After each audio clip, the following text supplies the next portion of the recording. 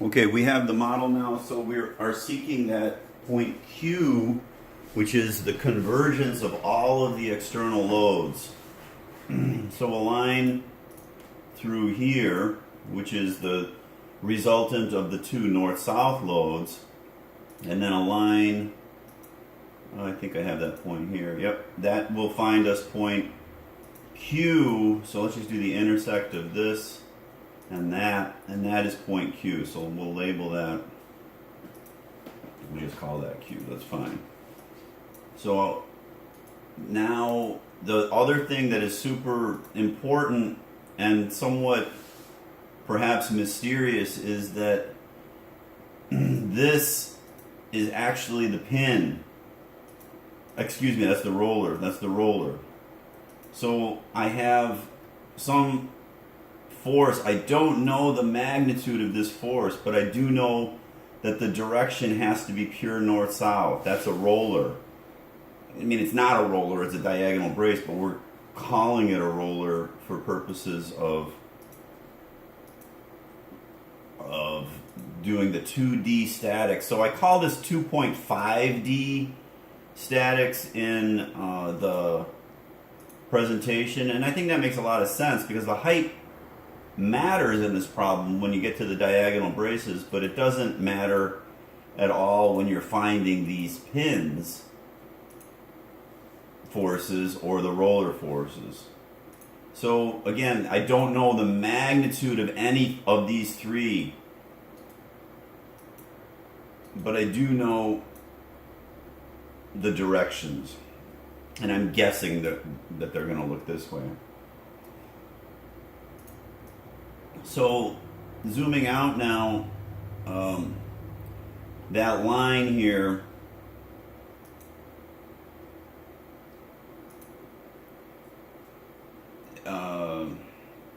will be where the roller falls down. Now I have to do my force diagram, and I hope I can do this in 3D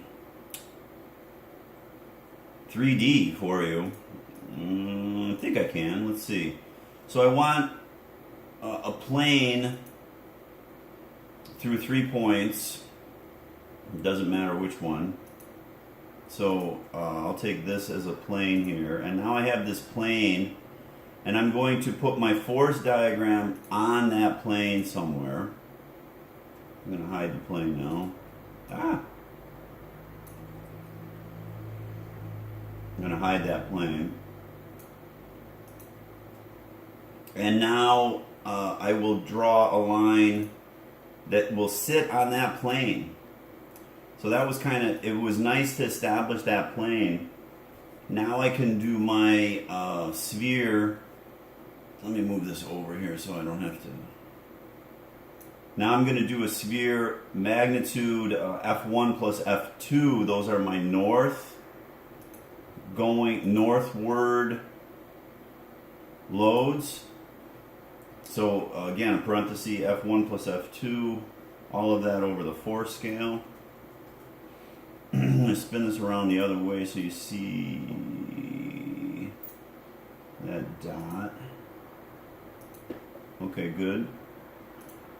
That is the total north-south load.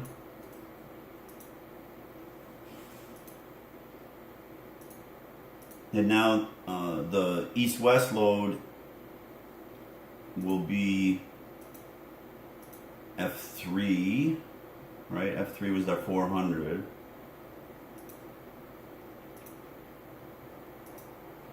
So F3 over force scale.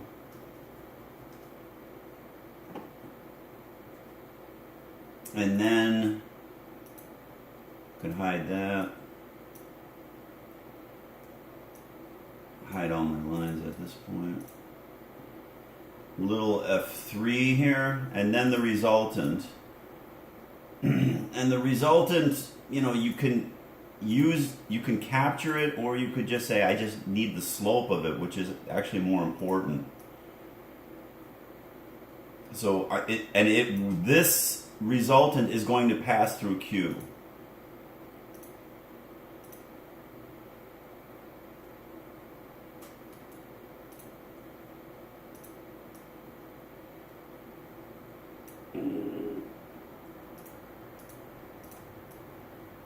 All right, I think it'll be okay. All right, now where's that other line? I just keep making lines over and over again. It's a computer, it doesn't get tired. Okay, so that establishes Q. Excuse me, I called that R in the handout.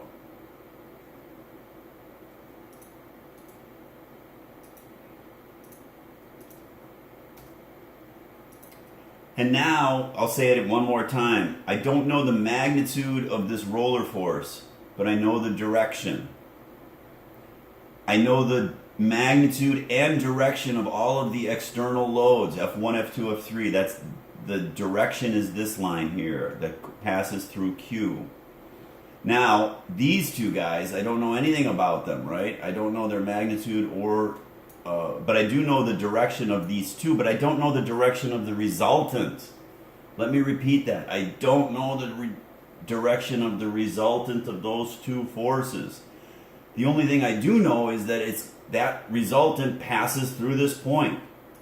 So I take a line and pass that through that point, and now I have this beautiful situation where that is the direction of the pin force. So let me go back to the force diagram now and put that vector in. This is the overall external forces. I'm gonna hide that. Oops. And hide that one. And the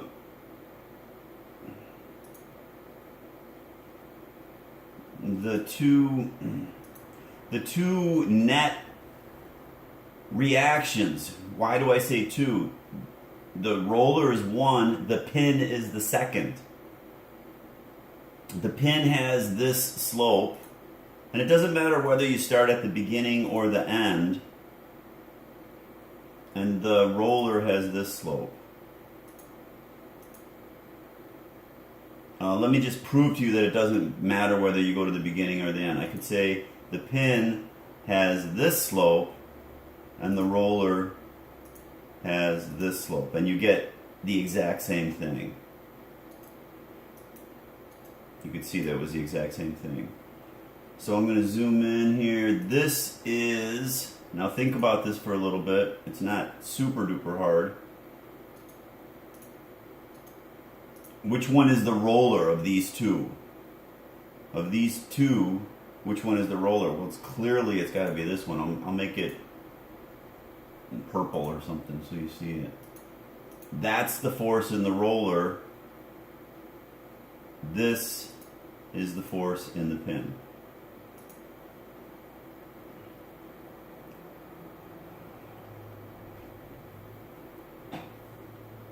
So let's label that, and then maybe I'll stop the video. F roller is length of this purple one.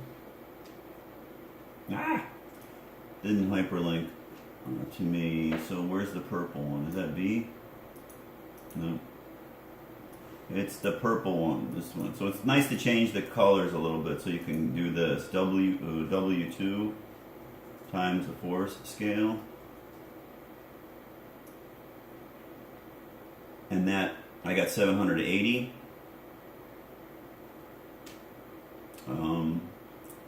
Which I guess is okay, I don't know. And then F pin net is the length of this one, which again I can't hyperlink for some reason here.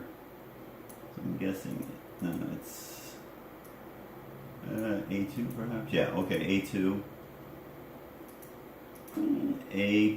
A2 times the force scale. And let's look at that number. Alright, so those two equilibrate everything. They don't add up to 1600 because I just need the north-south component of the pin. Hopefully that makes perfect sense to you. I'm going to hide F roller just to super clarify this. The pin has a north-south component,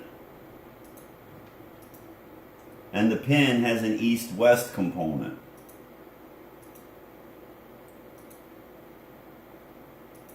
This purple one is the pin. So the east-west component, let's change the color one more time. Make it maybe red or something. No, not I used red already. Let's make it orange. So this is the east-west component of the pin. This is the north-south. Oops, I didn't do that quite right.